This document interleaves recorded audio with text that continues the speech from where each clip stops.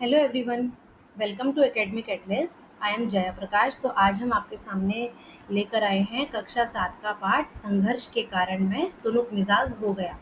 धनराज जी का ये हम पाठ पढ़ने वाले हैं। और ये जो पाठ है जिसको हम पढ़ रहे हैं ये एक साक्षात्कार है। साक्षात्कार मतलब इंटरव्यू है जो लिया है विनीता पांडे जी ने हमारे सुप्रसिद्ध खिलाड़ी धनराज जी का। तो चलिए पढ़ते हैं। हॉकी के सुप्रसिद्ध खिलाड़ी धनराज पिल्लई अब 35 वर्ष के हो गए।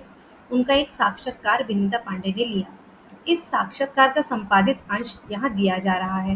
मतलब जब इनका इंटरव्यू लिया गया विनीता पांडे जी ने तो इसको संपादित किया गया, मतलब छापा गया। उसका एक छोटा सा पार्ट हमें इस पाठ में दिया गया है। तो चलिए पढ़ते हैं। विनीता विनीता जिनका यह साक्षात्कार ले रही है उनका नाम है। वो पूछती हैं धनराज जी से कि खिलाड़ी पुणे की तंग गलियों से लेकर मुंबई के हीरा नंदानी पवई कॉम्प्लेक्स तक आपका सफर बहुत लंबा और कष्ट साध्य रहा है। उस सफर के बारे में कुछ बताएं। तो ये विनीता जी धनराज जी से पूछ रही हैं कि जो आपने पुणे की तंग गलियों में आप रहा करते थे छोटे से इलाके में, और फिर उसके बाद धीरे धीरे आपने सफलता प्राप्त की और आप मुंबई के हीरा नंदानी पवाई कॉम्प्लेक्स तक चले गए। तो ये जो आपका सफर था इतना लंबा, ये कैसा रहा, कितना कष्ट साध्य रहा, उसके बारे में हमें बताइए। तो धनराज जी बताते कि बचपन मुश्किलों से भरा रहा। हम बहुत गरीब थे। मेरे दोनों बड़े भाई हॉकी खेलते थे। उन्हीं के चलते मुझे भी उनका शौक हुआ, पर हॉकी स्टिक खरीदने तक की हैसियत नहीं थी मेरी। मतलब कि इनका जो बचपन था वो बहुत ही गरीबी में बीता है। उस टाइम इनके पास इनकी आर्थिक स्थिति बहुत अच्छी नहीं थी। और इनके जो दो बड़े भाई थे वो भी हॉकी खेला करते थे। और जब वो दोनों हॉकी खेलते थे ना, उनको देखते हुए इनको भी शौक हॉकी का चढ़ गया और ये भी हॉकी खेलना इन्होंने शुरू कर दिया। लेकिन इनके पास हॉकी स्टिक थी नहीं और उतने पैसे भी नहीं थे कि इतनी हॉकी स्टिक ये खरीद सकें। इसलिए अपने साथियों की स्टिक उधार मांगकर काम चलाते थे। मतलब जो इनके फ्रेंड्स थे उनसे उधार मांगा करते थे खेलने के लिए। और वह मुझे तभी मिलती जब वे खेल चुके होते थे। इसके लिए बहुत धीरज के साथ अपनी बारी का इंतजार करना पड़ता था।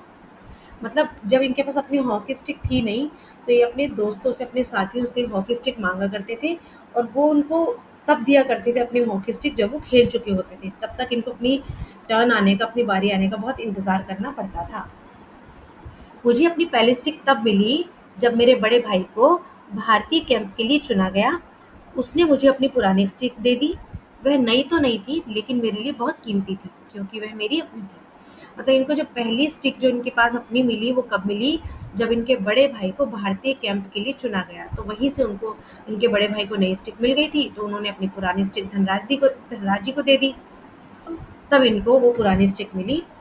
अब ये कहते हैं कि वो स्टिक मेरे लिए बहुत ही कीमती थी क्योंकि वो नई तो नहीं थी लेकिन वो मेरी अपनी थी, मुझे अब किसी से मांगनी नहीं पड़ती थी। मैंने अपनी जूनियर राष्ट्रीय हॉकी सन 1985 में मणिपुर में खेली है।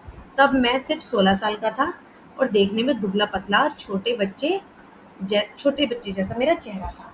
इन्होंने जो पहला अपना हॉकी मैच खेला था वो 1985 में मणिपुर में खेला था। तब ये सिर्फ 16 साल के थे। ठीक है, ये याद रखने वाली बात है, आपके एग्जाम में पूछा जा सकता है।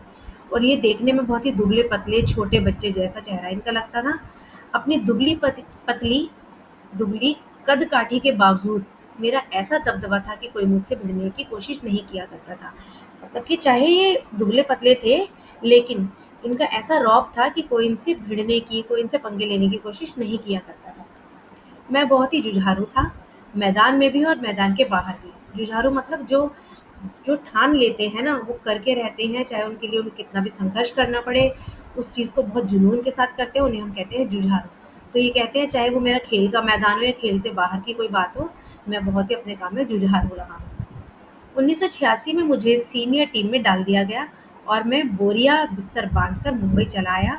उस साल मैंने और मेरे बड़े भाई रमेश ने मुंबई लीग में बेहतरीन खेल खेला और हमने खूब धूम मचाई। अब क्या था, पहला तो इन्होंने जो मैच अपना खेला था वो मणिपुर में खेला था 1985 में। उसके बाद 1986 में इन्हें सीनियर टीम में डाल दिया गया और वहाँ पर ये चले गए अपने बड़े भाई अ, मतलब साली में मेरे बड़े भाई और रमेश ने मुंबई लीग में बेहतरीन खेल खेला। इन्होंने और इनके बड़े भाई ने बहुत अच्छे से खेल खेला जिससे कि ये बहुत फेमस हो गए। इसी के चलते मेरे अंदर एक उम्मीद जागी कि मुझे ओलंपिक 1988 के लिए नेशनल कैंप में बुलावा ज़रूर आएगा। अब जब ये मुंबई में इतना अच्छा खेले, इनका इतना अच्छा नाम हो गया, तो इनको एक उम्मीद जाग गई कि जब ओलंपिक होगा 1988 में, तो मेरे को भी बुलाया जाएगा, मेरे लिए भी वहाँ से बुलावा ज़रूर आएगा। मेरा नाम 57 खिलाड़ियों की लिस्ट में भी नहीं आया था। मतलब इन्हें जो एक उम्मीद जागी थी कि मेरा नाम ओलंपिक में आ जाएगा, लेकिन नहीं आ पाया, और जो खिलाड़ियों की लिस्ट जो आई थी 57 खिलाड़ियों की, उसमें इनका नाम नहीं था। बड़ी मायूसी हुई, इनकी बहुत ज़्यादा इससे मायूस हो गए। मगर 1 साल बाद ही ऑलविन एशिया कप के कैंप के लिए मुझे चुन लिया गया। लेकिन 1 साल के बाद ही जो एशिया कप मैच हुआ था, ऑलविन एशिया कप मैच, उनके उसके लिए इन्हें चुन लिया गया। तब से लेकर आज तक मैंने पीछे मुड़कर नहीं देखा। मतलब ये सफलता की सीढ़ियों पर ऐसे चढ़ते चले गए कि फिर इन्होंने पीछे मुड़ कर के नहीं देखा।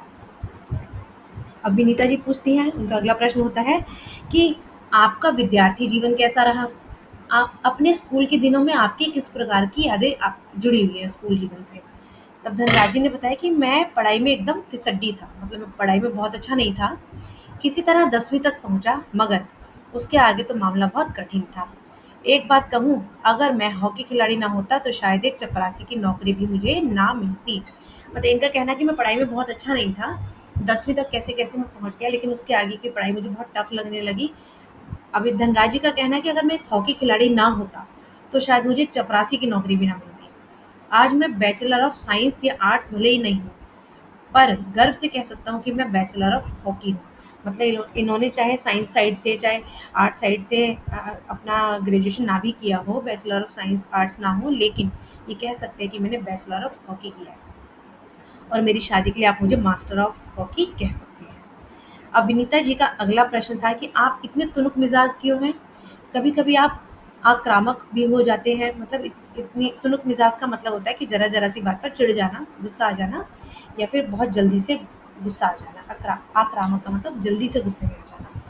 तो विनीता जी ने पूछा कि आपका स्वभाव ऐसा क्यों है?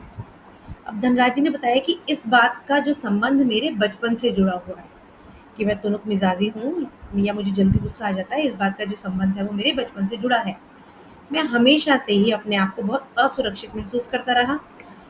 मतलब ये हमेशा से अपने आप को ना इनसिक्योर फ़ील करते थे, असुरक्षित फ़ील करते थे। तो मैंने अपनी माँ को देखा कि उन्हें हमारे लालन-पोषण, अपने पालन-पोषण में कितना संघर्ष करना पड़ा। यानी कि उन्होंने अपनी माँ को ये देखा कि उनको हमें पालने में कितना संघर्ष करना पड़ा। तो मेरी तुनक मिजाजी के पीछे कई वजह है, लेकिन मैं बिना लाग लपेट वाला आदमी हूँ। मन में जो आता है सीधे-सीधे कह डालता हूँ, और बाद को कई बार पछताना भी पड़ता है। तो धनराज जी का कहना था कि मेरी माताजी ने हमें बहुत ही मुश्किलों से पाला है, बहुत संघर्ष का समय था हमारा बचपन, और भी बहुत सारी वजह है मेरी तुनक मिजाजी के पीछे। लेकिन मतलब वो बता रही कि मेरा स्वभाव ऐसा है कि मैं बिना कुछ सोचे समझे जो मेरे मन में आता मैं बोल देती हूँ, चाहे बाद में मुझे उसके लिए पछताना भी पड़ता है कई बार। और मैं अपने गुस्से पर कंट्रोल नहीं रख पाता, मुझसे अपना गुस्सा जो है वो रोका नहीं जाता। दूसरे लोगों को भी मुझे उकसाने में मजा आता है।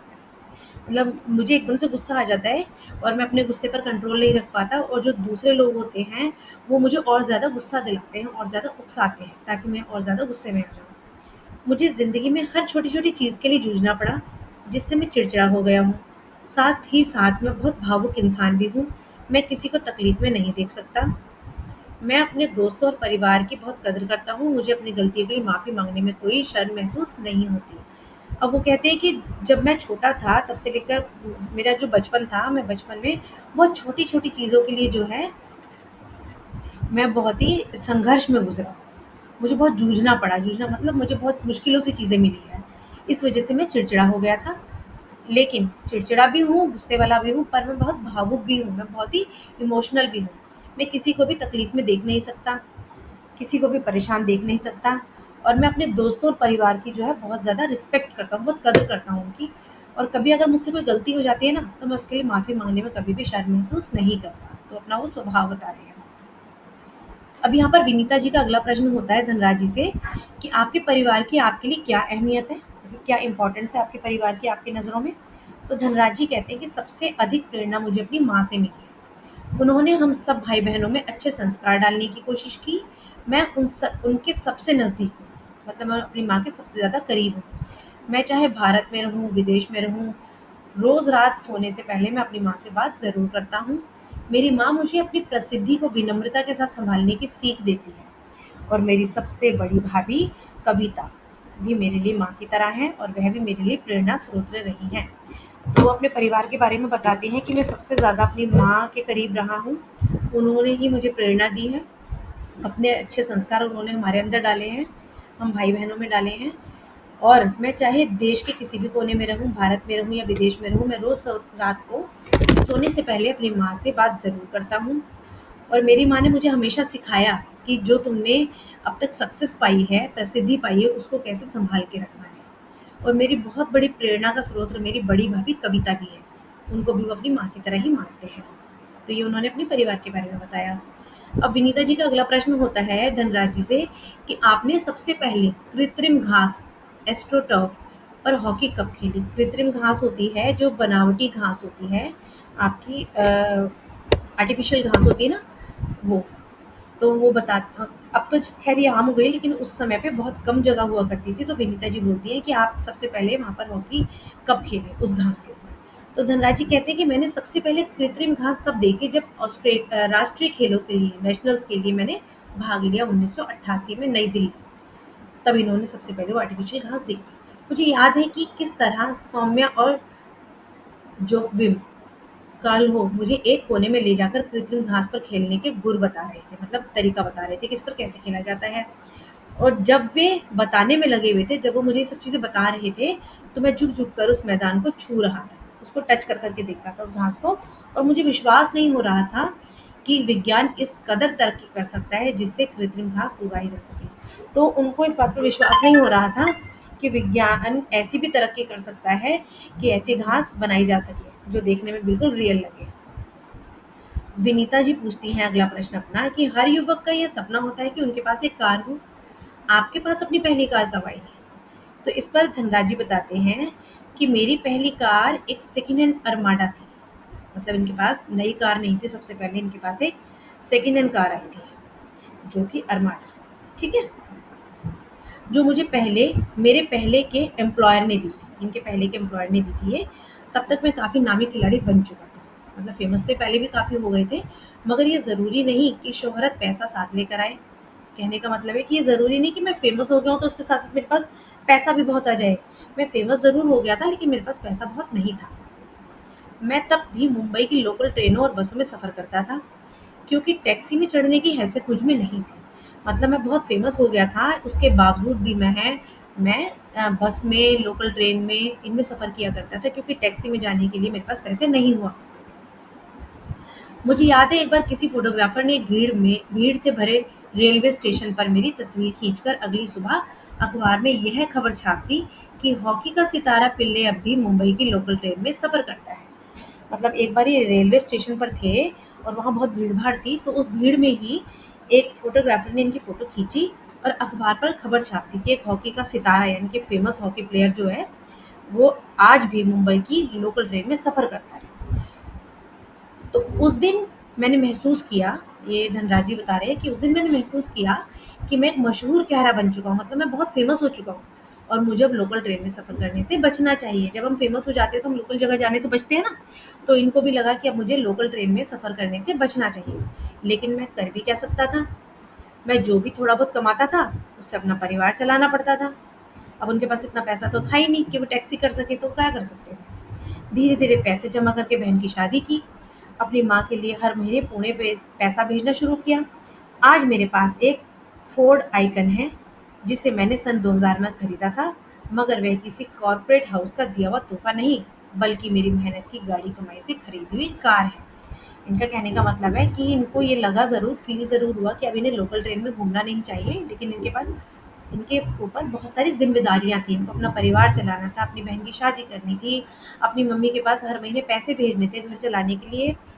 तो ये उस टाइम इतना ज़्यादा खर्चा टैक्सी पर नहीं कर सकते थे। लेकिन 2000 में सन 2000 में इन्होंने एक कार खरीदी, फ़ोर्ड आइकन, जो इनको किसी ने गिफ्ट में नहीं दी थी, तोहफ़े में नहीं दी, बल्कि इनकी अपनी मेहनत की कमाई की थी। अब विनीता जी पूछती हैं कि सफलता का आपके लिए क्या महत्व है? हॉकी को आपने इतना कुछ दिया, इसके बदले आपको क्या मिला? तो धनराज जी बताते हैं कि कुछ रुपए इनाम में मिले थे, मगर आज खिलाड़ियों को जितना मिलता है उसके मुकाबले में पहले कुछ नहीं मिलता था। मेरी पहली ज़िम्मेदारी थी परिवार में आर्थिक तंगी को दूर करना और उन सबको एक बेहतर ज़िंदगी देना। विदेश में जाकर खेलने से जो कमाई हुई, उससे मैंने 1994 में पुणे के भाऊ पाटिल रोड पर 2 बेडरूम का एक छोटा-सा फ्लैट खरीदा। तो घर छोटा ज़रूर है, पर हम सबके लिए काफ़ी है। 1999 में महाराष्ट्र सरकार ने मुझे पवई में एक फ्लैट दिया।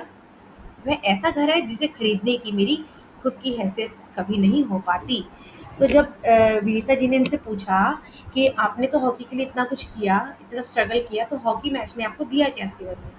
तो धनराज जी बताते हैं कि इनाम में कुछ रुपए मुझे मिले थे, मगर जितना आज के खिलाड़ियों को, आजकल के खिलाड़ियों को जितना कुछ मिलता है, उतना नहीं मिला। उतना पहले नहीं मिलता था। मेरी जो अब जो उनके पास को उनको जो रुपए मिले थे इनाम में, तो उनकी सबसे पहली ज़िम्मेदारी थी अपने परिवार की आर्थिक तंगी को दूर करना, उसमें उन्होंने लगाया, उनको एक बेहतर ज़िंदगी देना। फिर उसके बाद उन्होंने पुणे के भाऊ पाटिल रोड पर 1994 में एक छोटा-सा फ्लैट खरीदा।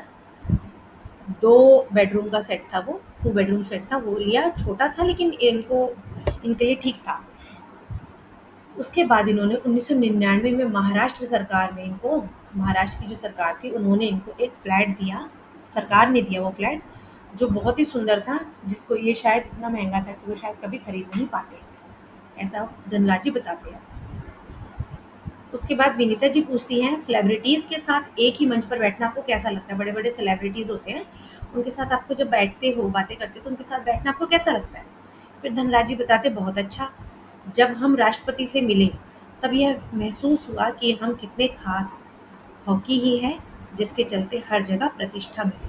अब भाई देखिए, राष्ट्रपति से तो हम आम लोग तो मिल नहीं सकते ना, तो क्योंकि ये बहुत ही फ़ेमस हो चुके थे, बहुत प्रसिद्ध खिलाड़ी हो चुके थे, तो जब ये राष्ट्रपति से मिले, तो इनको ऐसा महसूस हुआ कि ये जो खेल था मेरे लिए, ये खेल है मेरे लिए, ये कितना ख़ास है। इसकी वजह से ही मेरे को इतनी प्रतिष्ठा मिली, हर जगह मेरा नाम हुआ। तो ये था धनराज पिल्ले जी का पाठ, संघर्ष के कारण मैं तुनक मिजाज हो गया। बहुत ही सुंदर चैप्टर था ये। अगर आपको ये वीडियो पसंद आई हो, तो उसको लाइक कीजिएगा, शेयर कीजिएगा अपने फ्रेंड्स के साथ। मिलते हैं इस पाठ के प्रश्न उत्तर के साथ अगली वीडियो में। तब तक के लिए बाय।